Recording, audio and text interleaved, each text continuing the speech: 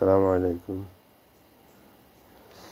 সম্মানিত ভিউয়ার্স, মহান আল্লাহ তাআলা পবিত্র কোরআনে বলেন, তোমাদের মধ্যে এমন একটি দল থাকা উচিত যারা সৎ কাজের আদেশ দিবে এবং অসৎ কাজ থেকে নিষেধ করবে।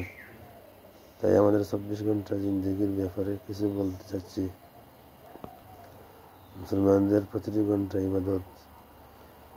বিশ্বনবী হযরত মুহাম্মদ সাল্লাল্লাহু আলাইহি ওয়াসাল্লাম এবং সাহাবায়ে কেরামের জিন্দেগির মতো আমার যদি জিন্দেগি না হয়, তাহলে আমার জীবনটা অসার হয়ে গেল।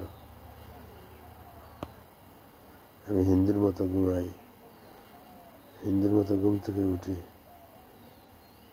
সারা রাত আমি মোবাইল নিয়ে ব্যস্ত, বাজারে সারা রাত বাজার নিয়ে ব্যস্ত।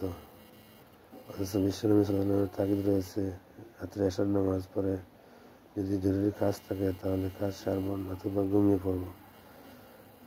কিন্তু আমরা সারা রাত বাজার নিয়ে ব্যস্ত থাকি।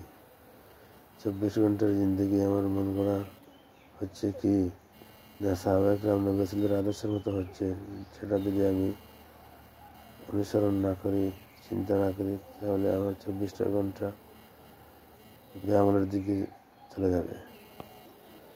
কারণ আমার ঘুম নবী সাহাবাদের মতো ঘুম নয়, আমার ব্যবসা নবী সাহাবাদের ব্যবসা নয়, আমার মুআমালা মুআশারাত লেনদেন আখলাক নবী সাহাবাদের মতো নয়, আমার বিয়ে শাদী নবী সাহাবাদের মতো নয়।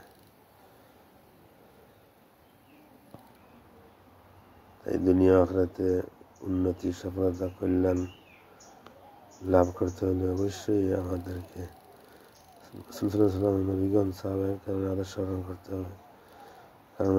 কারণ উলামায়ে কেরামের মুখ থেকে শুনেছি, কোনো মানুষ জান্নাতে তখন ততটুকু পর্যন্ত যেতে পারবে না যতটুকু পর্যন্ত সাহাবায়ে কেরাম নবীগণের আদর্শের মতো তার জীবন না হয়।